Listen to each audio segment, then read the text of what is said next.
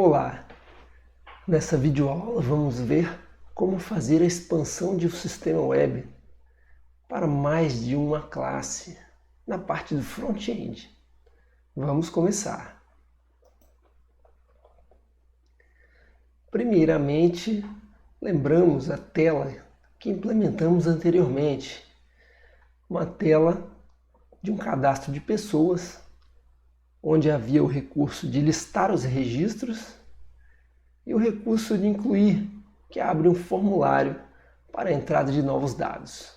Existe também o link início, que abre a mensagem bem-vindo ao sistema. O novo sistema que estamos tratando possui 4 classes. A classe pessoa, cuja tela é exibida no slide anterior, lista as pessoas. Além disso, temos agora exames que podem ser feitos. Aqui os dados estão nessa classe exame e os resultados de exame, também chamado de exames realizados, onde eu tenho um valor de resultado de exame que foi executado, qual foi a pessoa que realizou esse exame e qual foi o exame realizado em detalhes. Além disso, eu tenho um cadastro de respiradores que podem ou não estar emprestados para uma pessoa. Bom, para esse novo conjunto de dados, qual é a tela que deve ser feita, que pode ser feita? Então aqui é a tela que a gente vai utilizar agora, uma tela que tem um menu de cadastros de pessoas, exames respiradores, que são as classes mais simples, e um menu para listar os exames realizados, que contém dados de pessoas e de exames. Bom, essa é a tela de cadastro de pessoas. Uma mudança pequena que tem é que aquele link de incluir pessoa que ficava no menu principal foi transferido para a tela de cadastro de pessoas, que já lista as pessoas. E aqui foi adicionado esse botão para incluir uma nova pessoa, esse botão que abre o formulário de inclusão de pessoa. Da mesma forma, o cadastro de exames realizados possui também um botão para abrir um formulário e incluir um novo exame que foi realizado.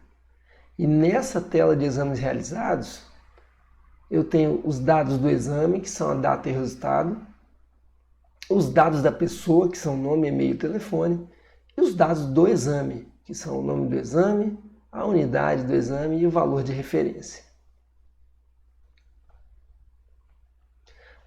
Quais são as principais alterações que foram feitas em relação à tela de cadastro de pessoas, que apenas listava as pessoas e incluía?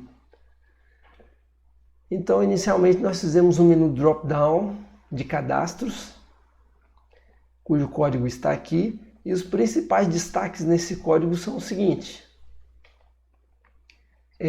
Aqui eu tenho um identificador do link cadastros, que é o link que aparece no menu principal, e esse identificador deve estar ligado com essa div, que é da classe drop-down menu.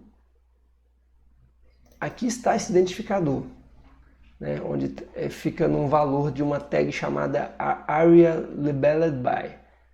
Ou seja, quando eu clicar nesse link de cadastros, ele tem que abrir o menu drop-down. E essa abertura é feita por meio do código JavaScript, mas ele utiliza esse ID para saber o que ele tem que mostrar ou ocultar quando ele clica no link. Então, por exemplo, se você tiver 2 menus drop-down, esses identificadores precisam ser diferentes para que ele saiba qual menu abrir quando você clicar no link. Ok? Outra parte importante, já tinha no sistema anterior, é o link pessoas, está identificado aqui pelo ID, link listar pessoas. Esse ID vai estar vinculado a uma ação JavaScript que vai abrir o cadastro de pessoas. Os outros cadastros ainda não estão com ID, ainda não estão operantes. Bom, no JavaScript, quais foram as principais alterações? Então, na versão anterior do sistema, a gente ocultava ou mostrava a tabela de que listava as pessoas. Esse componente aqui é circulado por um retângulo verde que se chama tabela pessoas. Agora, quando eu clicar lá no cadastros pessoas, ele vai ocultar ou exibir todo esse componente aqui circulado pelo retângulo azul escuro, chamado cadastro pessoas. Então esse componente ele consiste de uma div, mais um título de cadastro de pessoas, mais esse botão aqui que abre o formulário de incluir pessoas, mais a tabela de pessoas. Então lá no JavaScript, um comando chamado mostrar conteúdo, que a gente desenvolveu, uma função, ela não atua mais apenas em cima de tabela pessoas. Ela atua agora em cima do componente chamado cadastro pessoas, que é toda essa div circulada em azul escuro. Essa foi uma alteração presente nesse sistema. Ampliado.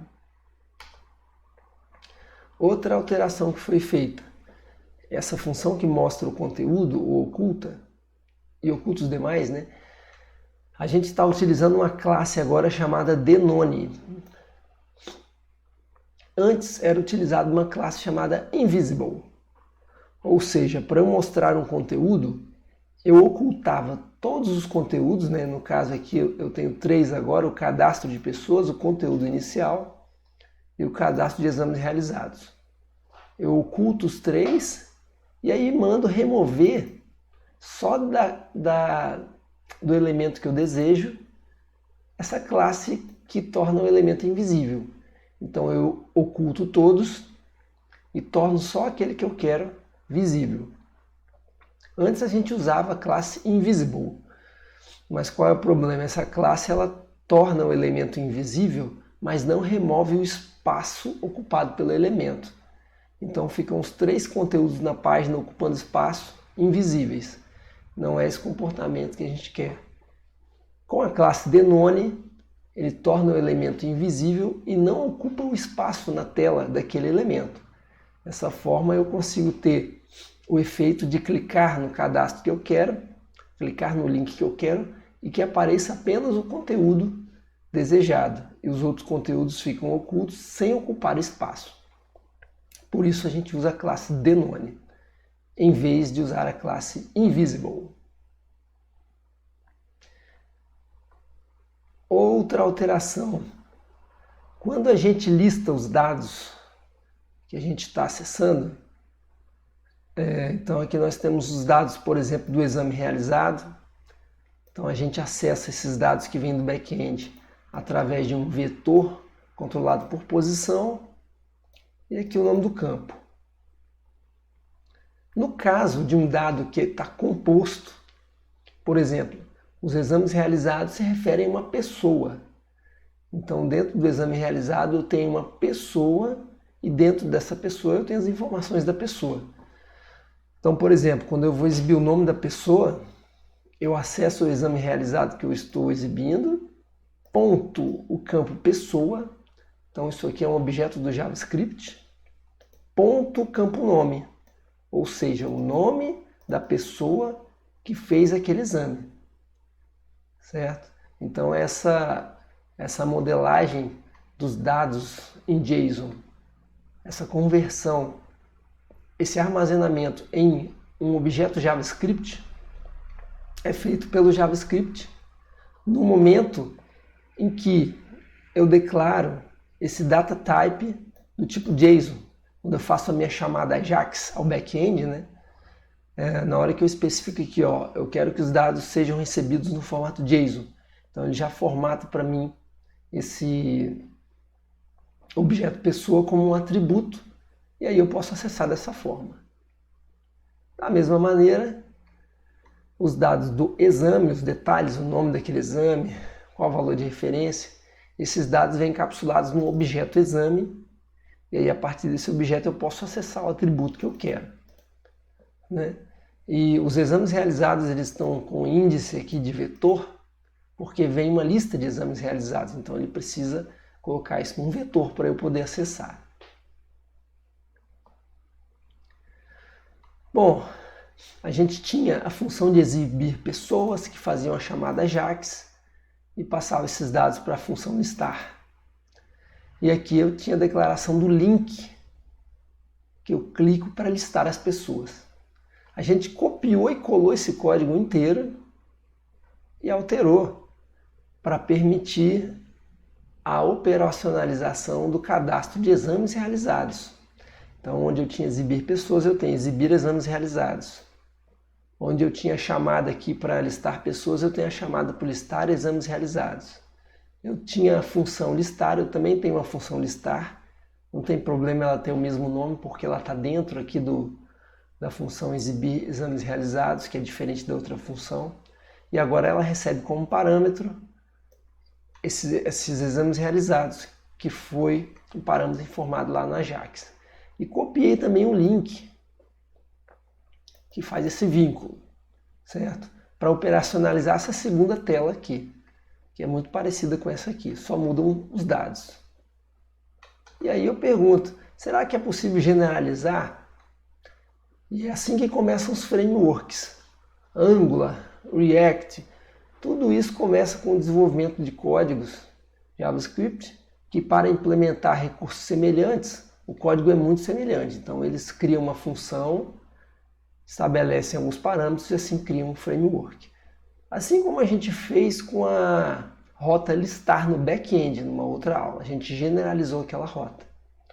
Ok? Bom, então essa eram as informações de hoje. Né, alguns detalhes de como a gente expandiu essa interface web para contemplar um front-end com mais de um cadastro.